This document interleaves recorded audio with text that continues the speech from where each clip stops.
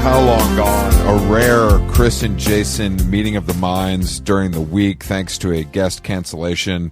Luckily, we can blame Joe Biden's flight pattern for this cancellation. Oh, really? Yeah, we did it, Joe. You kept a guest from coming on How Long Gone. Don't worry. We'll get them rescheduled. I thought Chapo worked for the White House. I don't know why they'd be meddling in those matters. But luckily for you, our dear listeners, them Jeans and I are still here to discuss, a myriad of important topics. Jason, I'm sure your list is just stacked to the motherfucking brim. Oh yeah, hold on to your hats, guys. Like a few episodes ago, I said, how do mail carriers' AirPods stay charged for a whole day?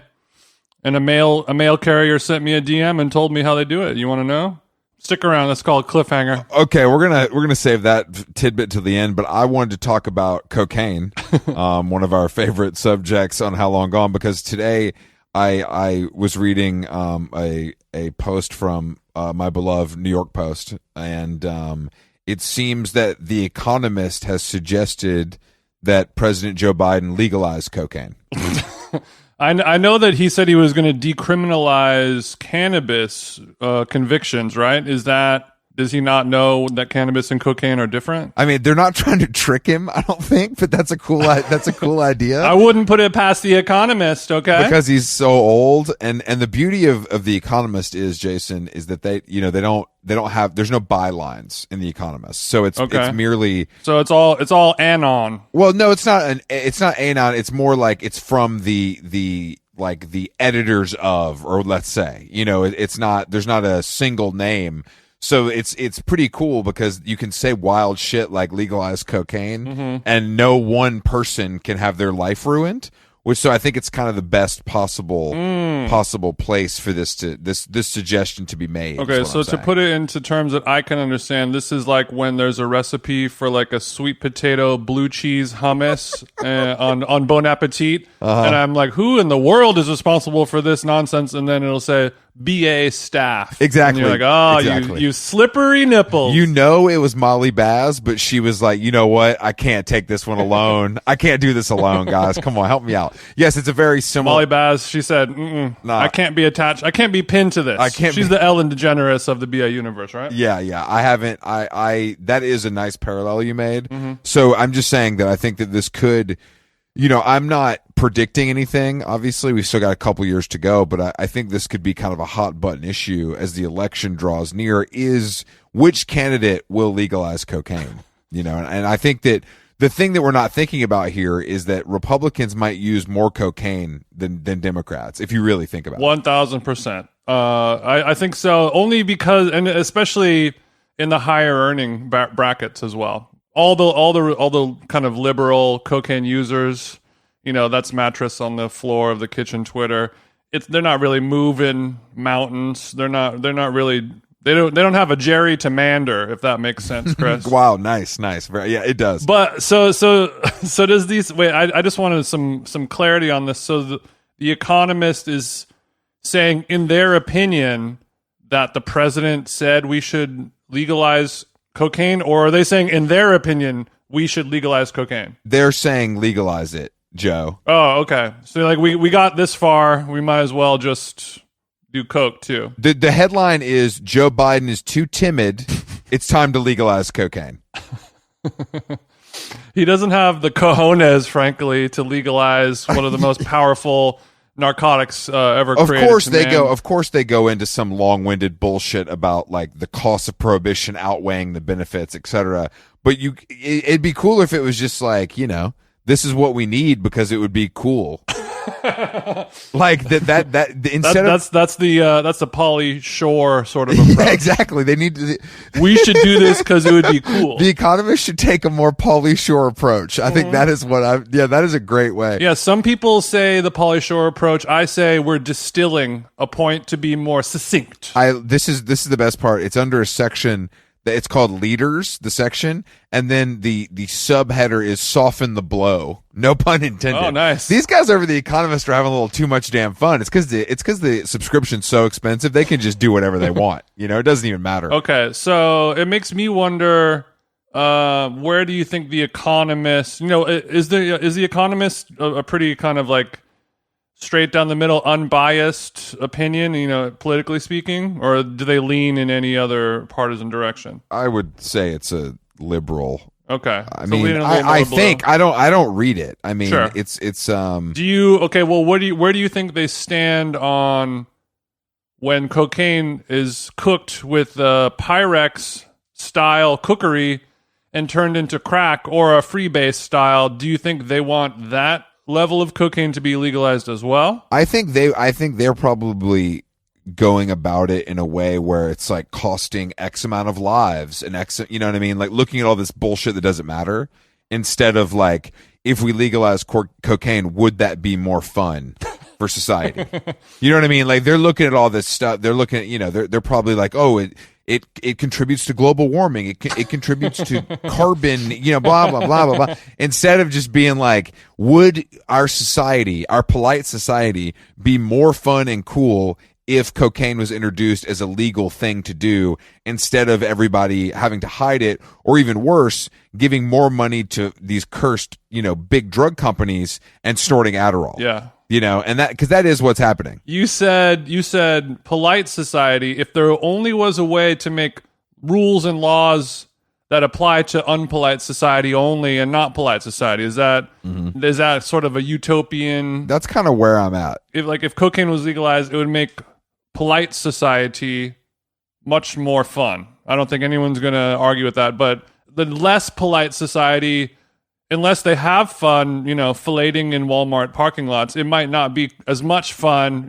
People who aren't able to handle the powerful pull of the addiction of cocaine. Sure. It's going to ruin their life. Sure. And I think the Economist seems like they're okay with that, which I think is just, that's insane balls. That's a dumpster fire. Well, let me say this, though. I think that if we look at this, let's look at your beloved cannabis as a case study. Okay. As it's become legalized and every store looks like an Apple store and you've got bud tenders with fucking tweezers pulling out purple hairs. Do not come for Zaza R Us. Zaza R Us is on the fucking chopping block today. And hello, sharks. I'm asking for 10% of Zaza R Us.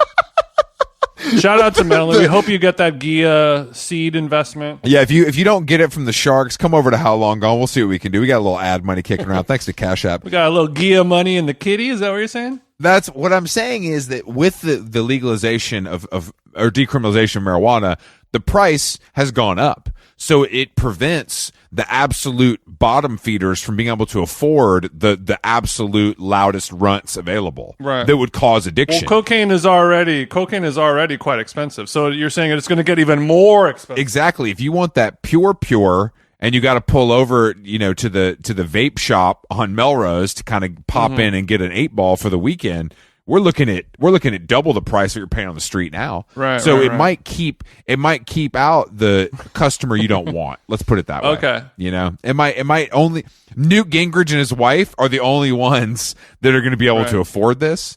And I think that, if the Republicans can afford it, and it feels like something that the rich Republicans can afford and the poor ones can't, they might back this as well. Yeah, I guess in all forms of luxury that seems to be taking place, you want to buy a Patek. We're paying over sticker, baby. No, yeah. If you look at the price of your legal cocaine, you probably can't afford it, is sort of what you're saying. And speaking of cocaine, that's a nice segue. Speaking of cocaine, let's talk about cocaine again. Failing Silk Sonic, Bruno Mars and Anderson .Paak, where they just basically took, every 70s soul album and crammed them together and paid a lot of money for ripping them off. They, you might know them as Silk Sonic. They're your Tia's favorite band. Yeah, exactly. They've decided not to not submit their album for Grammy awards nominations, and the quote about it was, "We truly put our all on this record, but Silk Sonic would like to gracefully, humbly, and most important, sexually bow out of submitting our album this year. They did not say sexually. Yes, they did. This is real. And I was talking to a friend of the show, Patrick Sandberg, and he said to sexually bow equals to take it up the ass. Yeah, that's a very good point. Which I would like to credit him with that, because that is an astute point to make. Do you bow? What do you think he means by that? Do you think he's kind of signaling to some of his scruffy matches, or do you think he's merely he thinks that drivel they made is like sexy music, so he wants to keep that kind of narrative going? Yeah, I think that's what it is. I think they're in their mind, their PR team or their branding squad or whatever was like, okay, we have to do this announcement where you're not going to enter the Grammys, even though they're a surefire win because they are your auntie's favorite. I like those. I like that music. Yeah. That's nice. You know, 100%. like that's who they are. They're literally born, raised, and factory farmed to create Grammy awards. But this might be the one thing that I've ever liked about Silk Sonic or Anderson .Paak is adding a little sexy, horny energy to an announcement like that. Like a virtue signaling announcement is usually sort of void of any horny energy, right? That's a good point. So I mean, I'm trying to find a silver lining on this funky little cloud. I'm glad that you're moonwalking through this one, but I don't. But I mean, did they specify why they're banging out? Is it the normal sort of like we don't want to? No, we don't want to play in this game. They didn't specify at all. They didn't specify at all. They also won. They won 4 Grammy awards for the single "Leave the Door Open." Mm-hmm. So they've already. Maybe they're thinking we've squeezed this lemon. Okay, so you hit big at the craps table, and why don't we pull out, cut our losses, go get a steak instead of losing it all? Yeah, go out on top. Maybe there's a big record they're up against. They're afraid to lose, and they don't want to be humbled like that.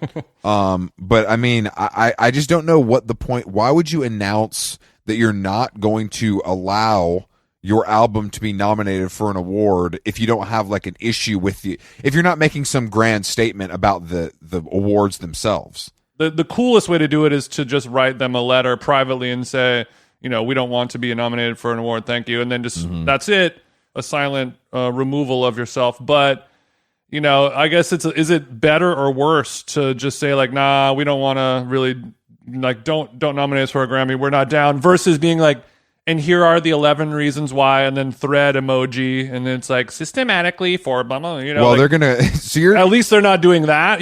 That's true. So you're suggesting that the coolest way, which I agree, is to basically quiet quit. To keep it between you and the 15 white men at the Grammy board, and I think that is probably. I do think that's better, but I think the reason they're announcing it, now that I'm thinking about it more critically, is because maybe they don't want Sonic Hive to be like, why the fuck isn't Silk Sonic nominated? They want to keep their fans from ruining lives of the voting members. That could be, maybe they're looking out for the voting members have had a tough, decade. What is their hive called? Silkworms? Silkworms assemble. I'm sure it has a bad name. I mean, liking that is truly the bottom of the bottom. Like, that is the worst. That is like the most vanilla music that sounds like it's AI generated that's ever existed. I still don't understand the announcement, but I'm glad that we kind of dug into it a little bit. It's like if Mark Zuckerberg and Mark Ronson had a kid, that they would produce that album. God bless them. I guess they got a shitload of press. I mean, maybe that was the point. It's got us hunkies talking about them. I mentioned something to you the other day that we failed to discuss with Orville. Yeah, go back and listen to our episode with Orville Peck. I was just texting him or DMing with him earlier this morning. He was asking me if I ate meat. He for some reason thought that I was vegetarian, and he saw me posting meat on stories, and he was, oh, wait a minute. I was in a Barry's boot camp class. Okay. And a man entered the class. Man, we got to get you out of Atlanta, bro. I know. Dude, I'm dying. The Barry's boot camp down at the mall cannot be your only source of content mana. No, but this is pretty good because he had one of your little chef's cups on the treadmill. Okay, so he had an FX's The Bear style deli cup. Yes.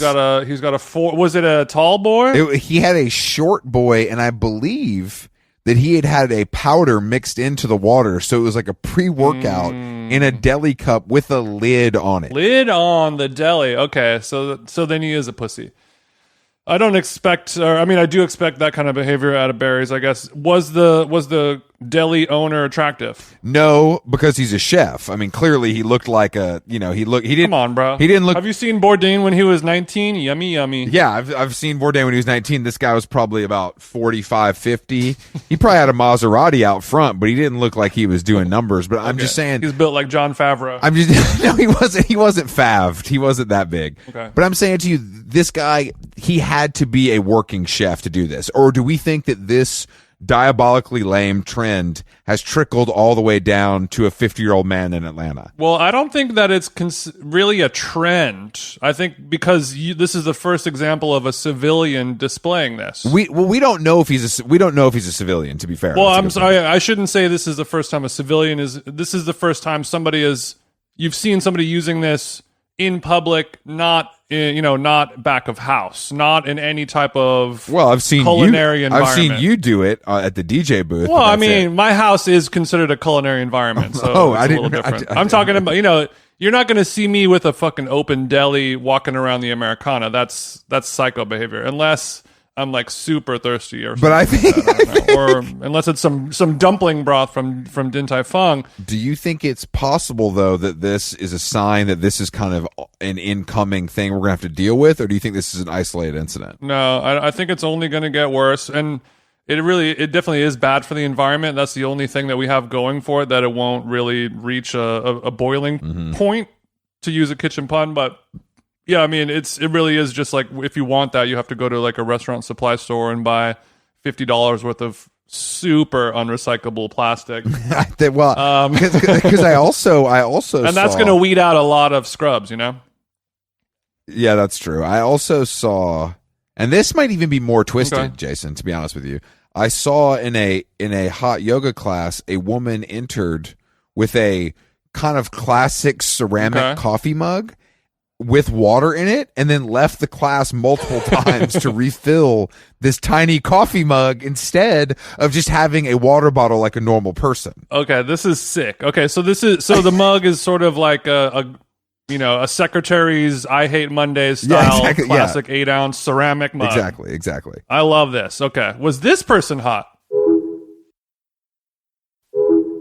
No, definitely not. Not hot enough, and also didn't look like a ceramicist. So it wasn't like she made the cup herself, which was the only way I was going to kind of let her out of this. Okay. But now I'm confused. I almost fell out of my tree pose when I saw her leave the class, because I was like, you brought like almost the smallest vessel you could possibly find. And yes, it's sustainable, obviously.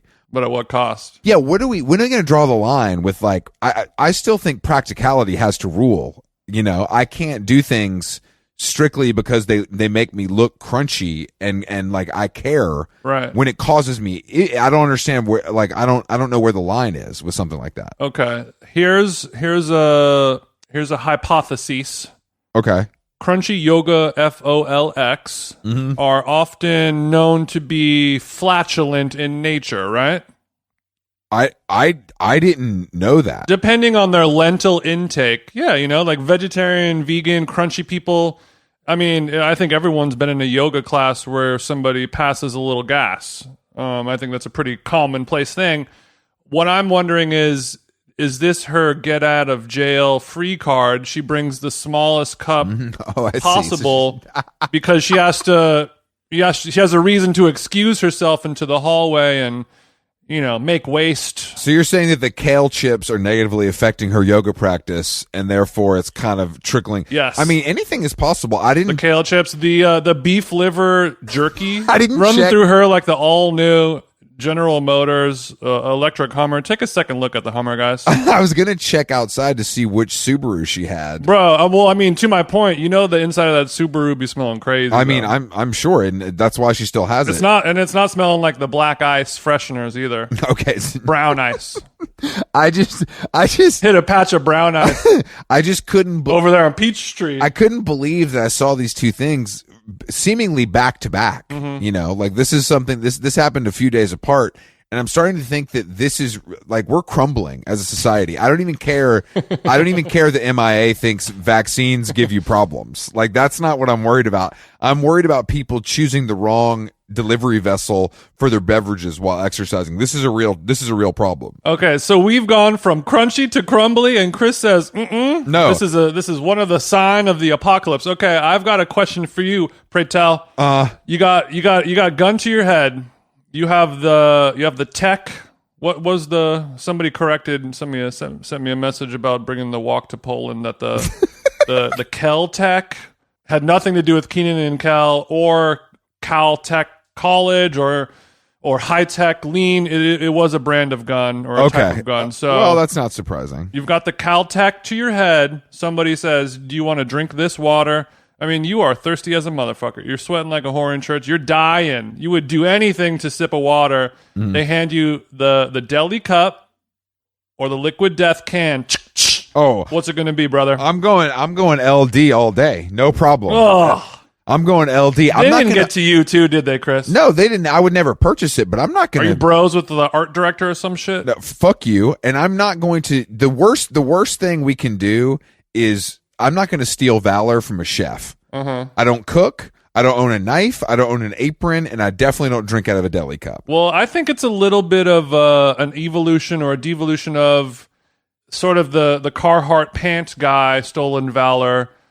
And he's sort of looking, or he or she or they are looking at the Nalgene bottle, previously known as the crunchy motherfuckers drinking vessel. It's what we all do. We all have Nalgenes. They're great. I don't have a Nalgene. I don't use Nalgenes. I use plastic bottles. Okay, like a man.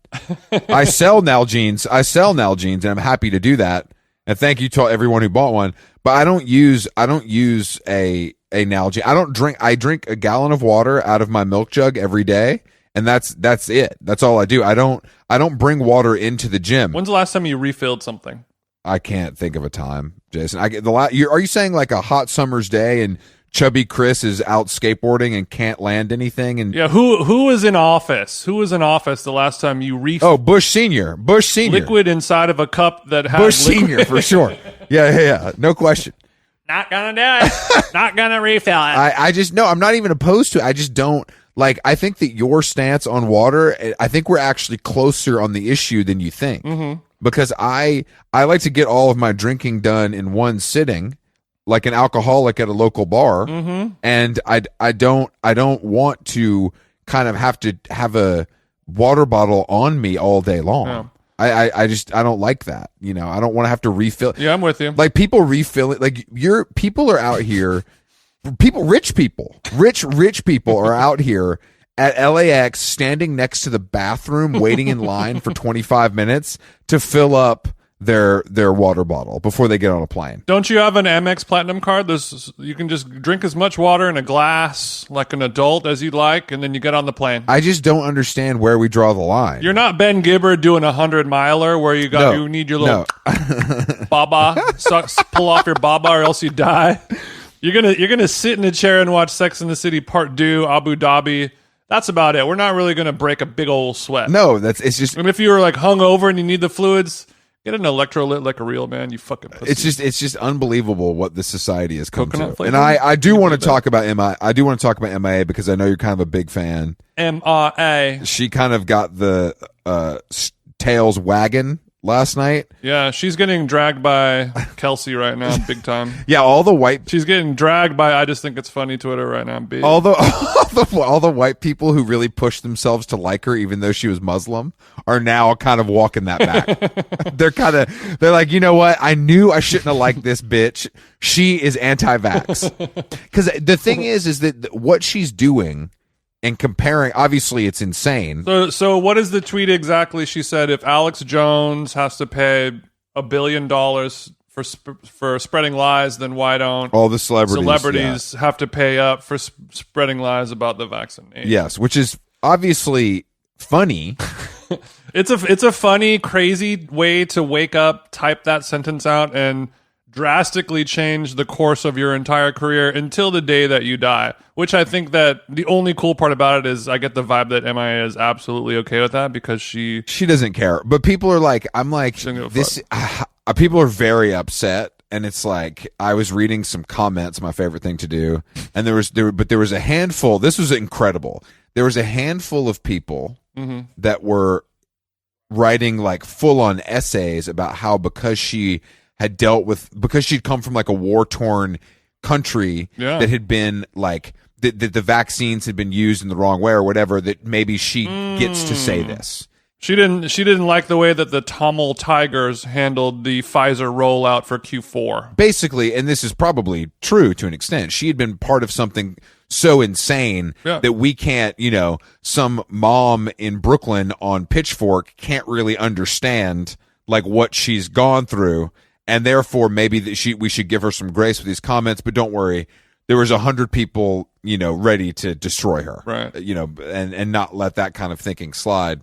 But like, I don't know if she's of right mind. I mean, she hasn't been, and that's been one of my favorite parts about her, is she's just like, fuck all y'all, I don't need anything, I'm just doing whatever the fuck I want. Like, that part is pretty cool about her. And I've listened to her music for a long time, not as much anymore now that I'm a full grown person who doesn't wear American Apparel clothes and stuff. But I don't she apparently, the other narrative I'm seeing is that she has an album coming out tomorrow, and that this is like a tactic to sell the album. And I'm like, you must not have been following M.I.A. for the last couple of years, because she's been saying the same shit with no new music. So she's going to be like, who else was speaking out about, like, I know, like, because of Trump, like Kodak Black kind of had a little Republican bump, and Kanye's on Tucker and all this stuff. So maybe M.I.A. is like, well, my shit ain't selling. Maybe I gotta go this route. I gotta go the Fox News route or something. I gotta go Newsmax.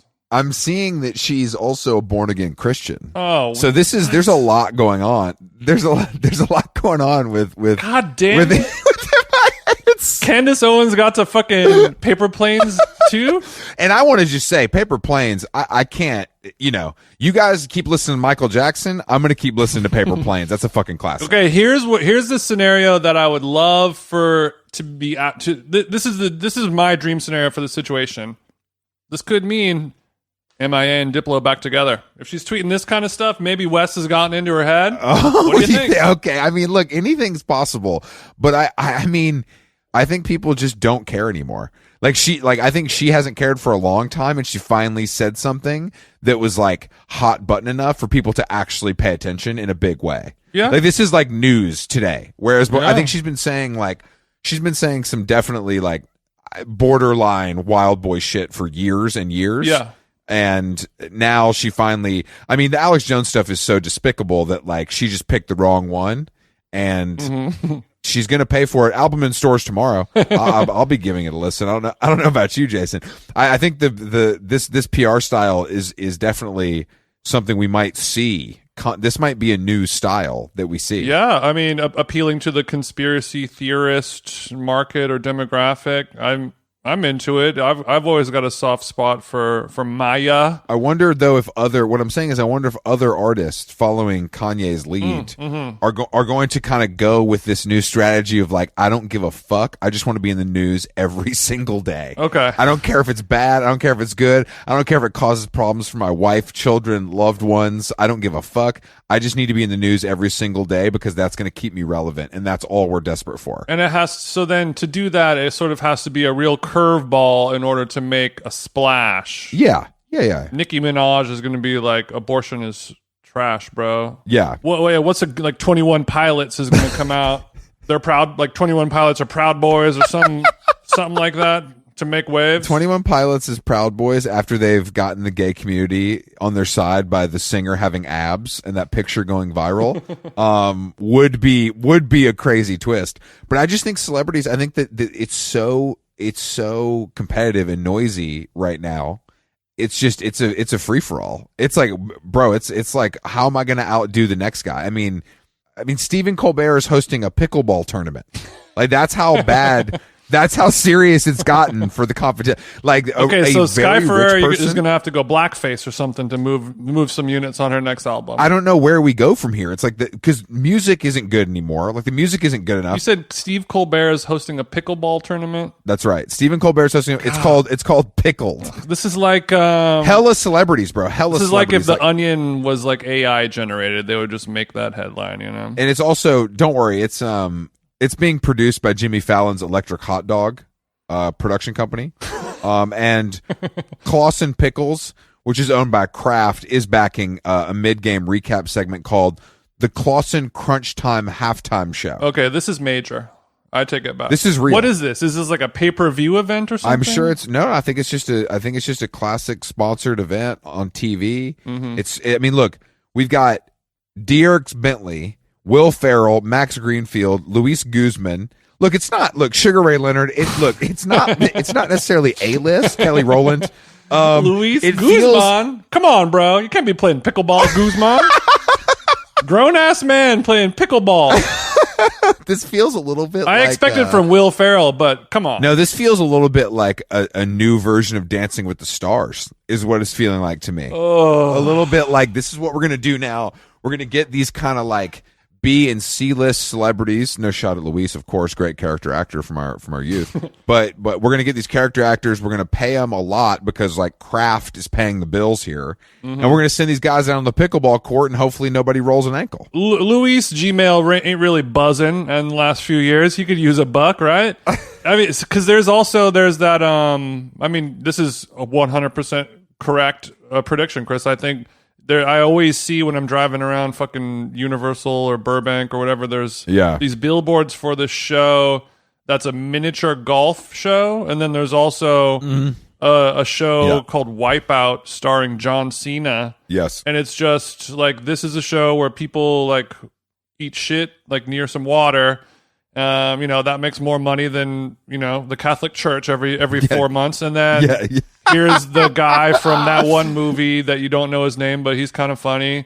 He hosts a show about miniature golf, and then people, you know, Ray J is playing miniature golf, you know, and it fucking it gets more viewers than fucking Game of Thrones. It's the perfect crime because this is my whole thing. Everybody thinks that like streaming, oh man, it's crazy.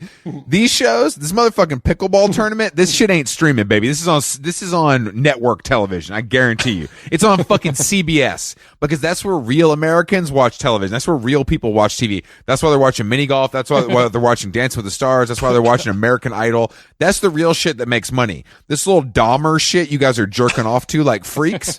We're going to forget about this. Yeah, fuck Dahmer. I want to see if Malcolm in the Middle is pretty good at pickleball. You know what I mean? Yeah, exactly. I want to remember that child actor. I want to see how he is with his kind of. I've been wondering what Noah Cyrus's handicap is out there on the links. I think she's a dink queen on the p-ball court. No, I mean, there's somebody in Appalachia adjusting the rabbit ears on their set so they can watch Noah Cyrus play miniature golf. Babe, come in here. Now quit fussing with it. But I think this is it. This is what entertainment is. And I don't know how we get out of this because you're right, Jason. This is going to be bigger than anything that anybody we know watches. This is a battle that can only be won with the pen is stronger than the sword, Chris. Check out some books. Just start reading. Do you think it's possible that as a society we go so far with streaming, it gets so bad that it actually gets people to read books again? Do you think we could get there? No. Well, I think what's going to happen is there's media, culture, content, brands. That's the only thing that really occupy our lives in the very near future. And instead of having a civil war based on your politics or whatever, it's going to be a civil war based on what type of content, and there's going to be readers versus watchers in some type of, war in the streets. Okay. The readers will be known as the pussies. Yes. But they're smarter. And then the watchers, they're a little more crazy, but they don't have all the smarts on account of the book learning didn't do it. So it really is a good, brains versus bronze battle. a tale as old as time. I mean, this sounds just like another great reality show to me. Read yourself out of this one, pussy. I can't wait. I mean, this is just honestly, this thing really threw me for a loop because all these athletes are buying, pickleball teams because there's a lot of money. I think there's money in pickleball. So even there is money in pickleball, but we still have to hold strong and resist modernity. And I like making fun of it, but I also don't care. I think it's really interesting that it's like divided, like upper middle class America. Like, this is so annoying. These nerds are on my tennis court now, but it also like skateboarders are being infringed upon, which that I will not stand for. I built these ramps with my own hands. If you move them to dink, we're going to have a problem. Okay. That's where your buck stops. I saw an article that made me think of you, mainly because you posted it, but the Daily Mail posting the story about passive-aggressive emoji use, and how that can be considered an attack by sending somebody a thumbs up emoji. It's a microaggression, Jason, and as the kind of HR department of How Long Gone LLC, I'm going to have to actually, for just kind of for the safety of the whole team, I think it's better if you just don't use emojis at all because you get kind of loose with it. I do get loose with it. I'm an artist with a brush, and that is my preferred medium. And reading this article, I didn't read the article, but skimming through it, all it did is make me want to send more young people thumbs up emojis because, you really can't.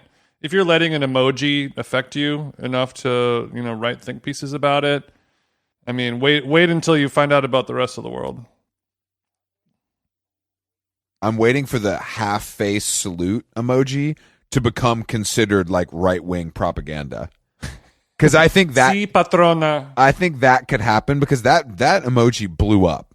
Like that thing hit the keypad and people were using it like I get it every day. Oh yeah. All my pay pigs have been flooding my Cash App comments with that one. I haven't used it. I'm proud to say. Yeah, it came and went pretty quick for me, but it was fun while it lasted. I recall actually when I was DJing last week and some, Gen Z looking people walked past me, maybe like smiled or waved or said hi or something like that. Like I was DJing, they just sort of like recognized my presence, just like, hey man, like thanks for DJing this grime song or whatever. And I gave them a thumbs up. Oh no, real life. The IRL thumbs up was received with a smile, but it could have been the way you smile at Mima or Papa when they say something. Okay, like kind of like a pat on the back. Yeah, a little pat on the back, a little patronizing, of just like, yeah, you could. That's a hand signal that you could do too, Grandpa, Grandpa Jeans.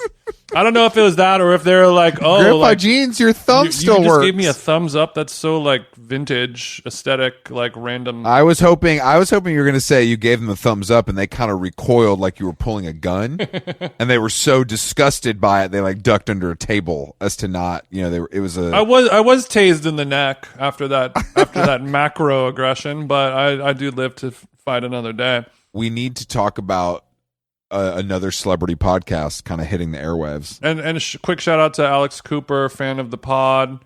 Send me a DM whenever you're ready to come on the show. And then that also goes out to our other friend of the show, Emily Radikowski, fellow podcaster.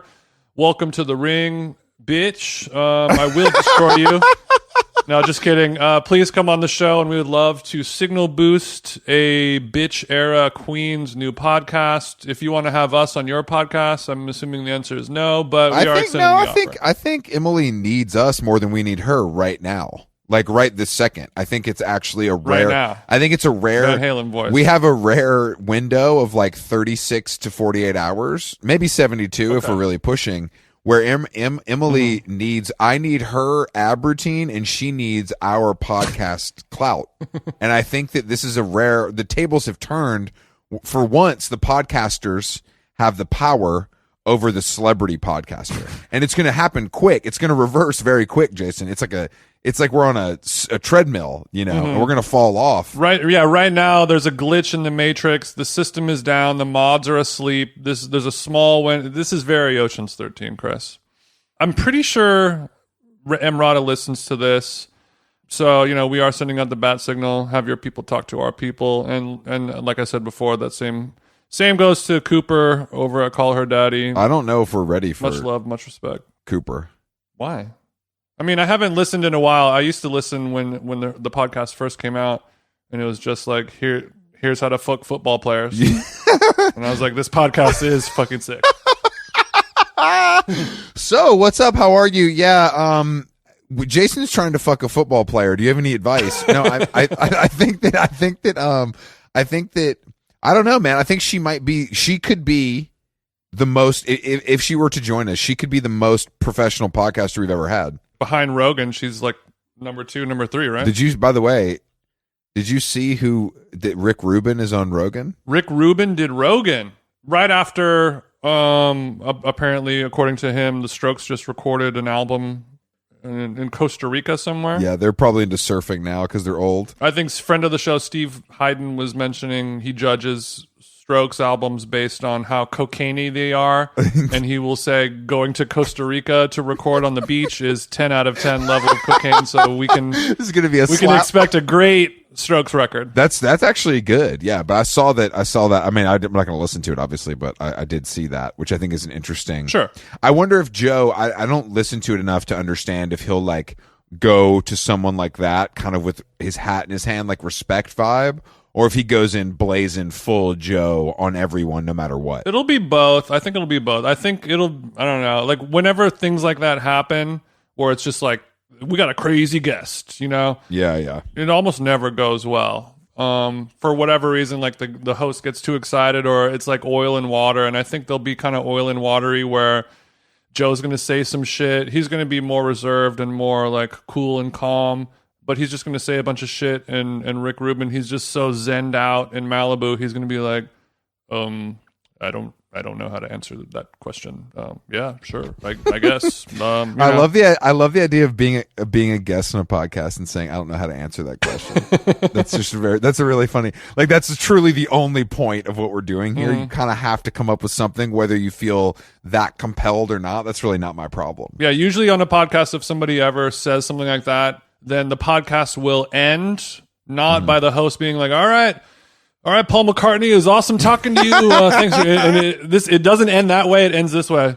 So, are we kind of done here, or is this more? Are we good? Were we recording? It ends with a pathetic putter like that. No, it does. It peters out. I am, Jason. I'm fucking desperate to get out of here. And I'm feeling for the first time in my life very under socialized. Like a child who needs special attention. Okay. Bean needs to go to the dog park and go sniff some tails, is what you're saying. You need to go get a San Vicente bungalow. Oh, my God. Sal, you need to go get a bungalow Caesar. Let's do some shrimp on top. You know, I just saw on Kieran and Shipka's Instagram, they're going to have a Halloween bath on the 28th. Chris, you're gonna cruise by. Let's make sure that we're not the same costume or something like that before. Okay? No.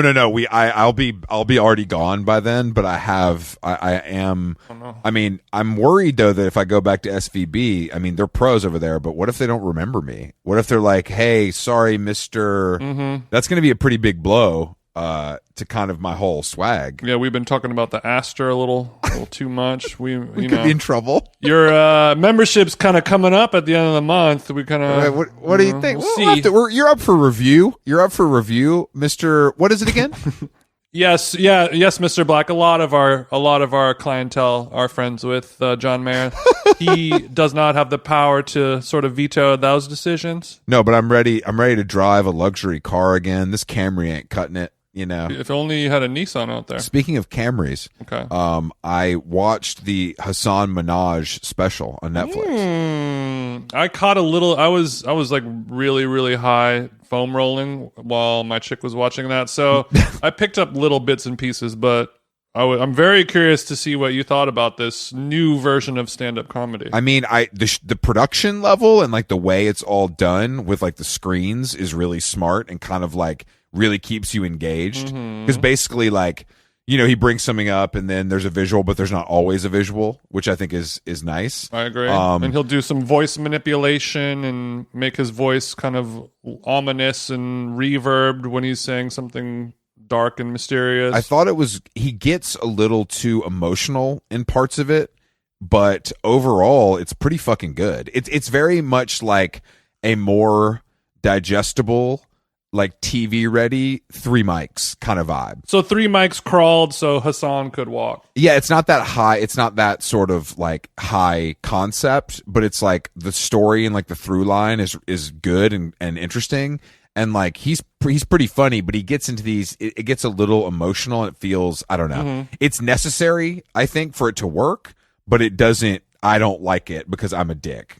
You know what I mean? Like I think it's like the right thing to do. You don't come to stand up for that type of emotion, perhaps. No, but I was pretty impressed by it. I feel like it's probably going to be like a big deal for him. I think so too. You know, I think it's like it's big and it's on Netflix, and I think everybody's kind of saying it's good, and it's like pretty long too. It's like an hour and 20 minutes, I think. Honestly, I'm actually surprised I haven't really heard much more about it. It kind of came and went for me, even though I remember, being pretty impressed and having those same thoughts of like, oh, this is kind of a big deal, whether you like it or not, or whether you think he's funny or not. Like it's moving the chains. I think it's kind of like if podcasting existed for a long time and then it sort of had to devolve into YouTube show in your buddy's garage kind of thing by adding the visual element to it, where like now suddenly we have all agreed that listening to a podcast is not enough. I also have to see these neckbeards, vaping or whatever. Yeah. Like there's a little bit of that I'm worried about, like the traditional pure version of stand-up comedy, where like if just me and a microphone telling these stories is not good enough for you, then maybe I should just be better at my job, versus like, oh, what if I have video and funny funny thingies and whatever. Like I don't like the fact that it has to sort of be dumbed down, and like a good book doesn't need photos, despite my inability to read so well. No, I mean I see your point. I mean, I think it's like, but he used it in a way. He used it in a way that was the same way that Charlie XCX uses auto-tune versus somebody who can't sing. There's a way to use it creatively. That was the part that I was most impressed about, is that like the way it all worked together, and also just like the way I don't know how this stuff works, but it seems like he just did this shit. Like he'd fully memorized it. It was extremely like, like lines, you know what I mean? He wasn't riffing. There was no like vibe. It was like a man spitting a monologue, but it had to trigger all the visuals, So it's like very, I don't know. I was impressed by the whole thing. Well, you could tell if you watch it with a close eye and you're sort of familiar with how comedians do this type of stuff. Like, yeah, that's the other good part. I guess that we learned during COVID and like late night performances, when every band would just be like, all right, you guys are going to give us 10 grand and we're just going to give you a video. And, you can sort of like, you have to do it within the constraints of tradition with a late night performance. And everyone was like, why? I don't care. So like, he's sort of taking these rules of like, you start the show and ladies and gentlemen, blah, blah, blah, in the crowd.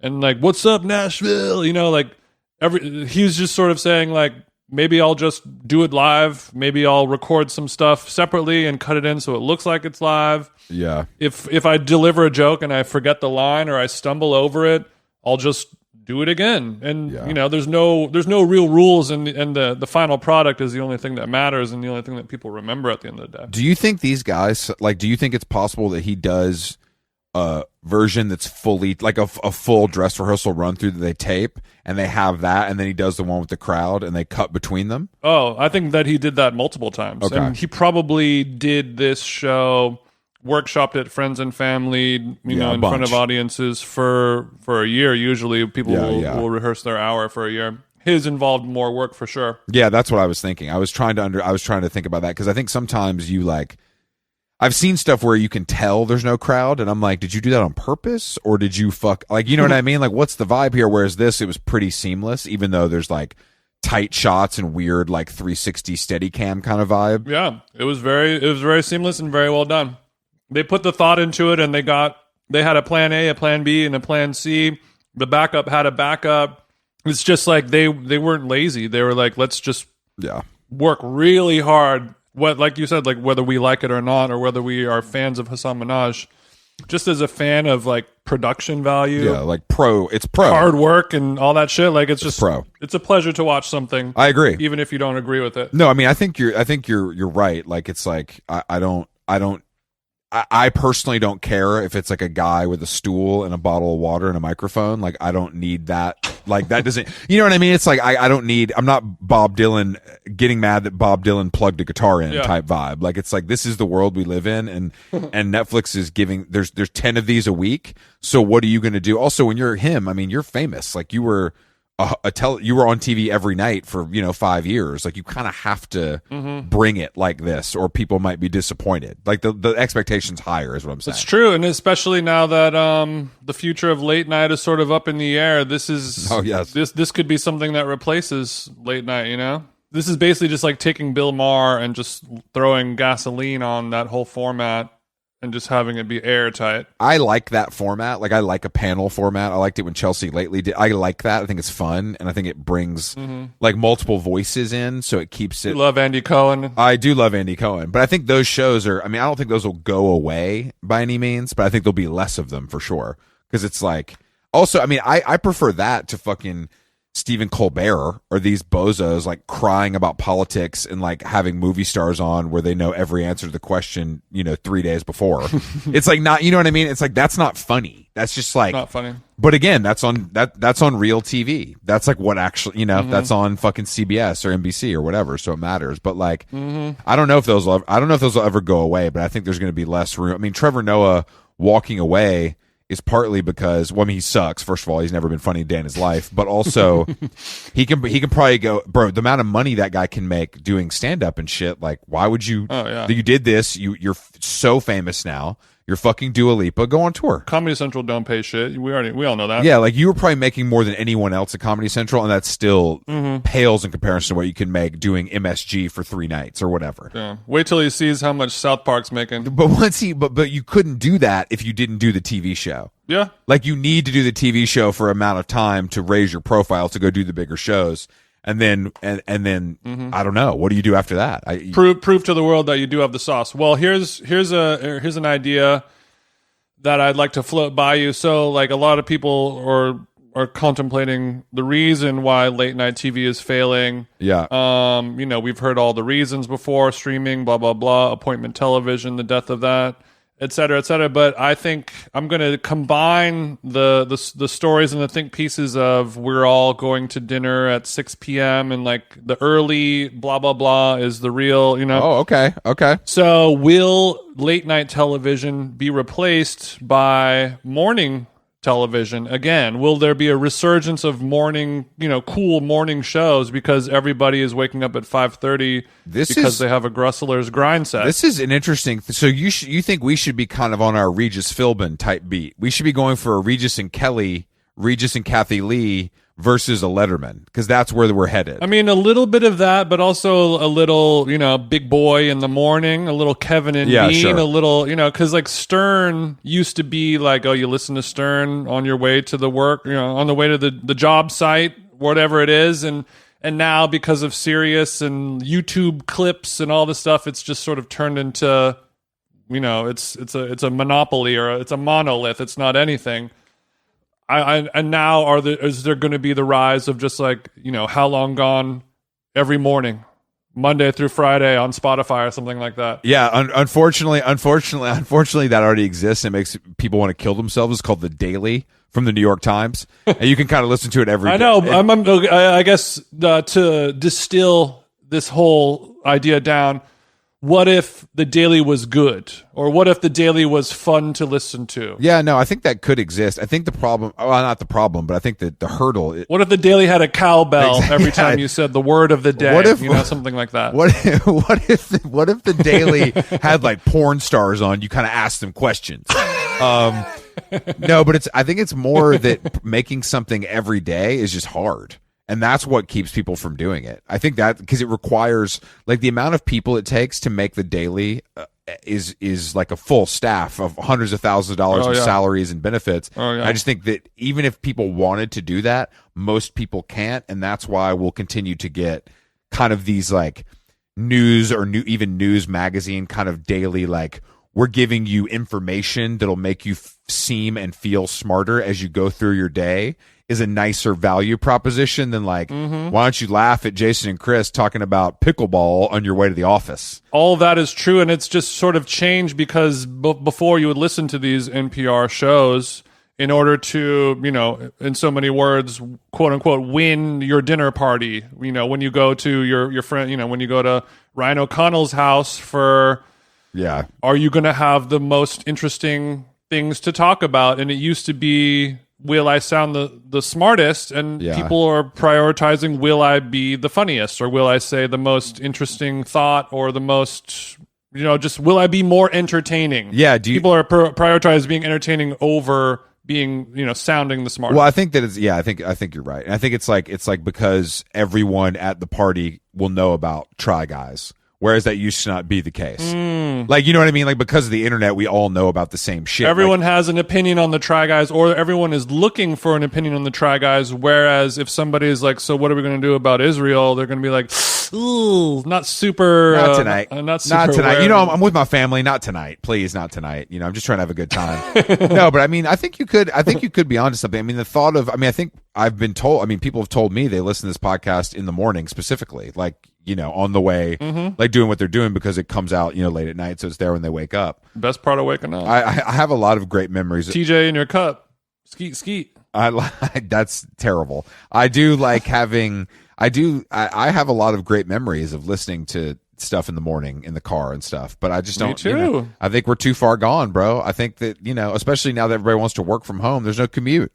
You commute down in your fucking flip flops and your PJ pants you got from Target, you know, to the espresso machine, get the kids out the door. If my sex robot has to charge and I have to go walk Mochi by myself, I'm absolutely pulling up a pod and hanging out with my BFFs. You're gonna play that on your Google Home Pod as you do the dishes. Damn, that's funny. That's something to think about. It really is something to think about as we hurtle towards a worse future. You know, how can we make it better with drive time style morning radio? Sound off on the comments. Let us know what you think in the Discord. I also we should talk about the shows because they're coming up, and I know everybody knows about it, but we have to continue to push them because it's our job. Yeah. So Troubadour in West Hollywood. That one is sold out. If you are a VIP friend of ours and you want guest list, we're going to kind of push you towards the lodge room. It's the venue is, you know, more than twice the size, so we can accommodate you guys. But I just went over to Burger Lords yesterday, and you know, we figured out what we're going to do.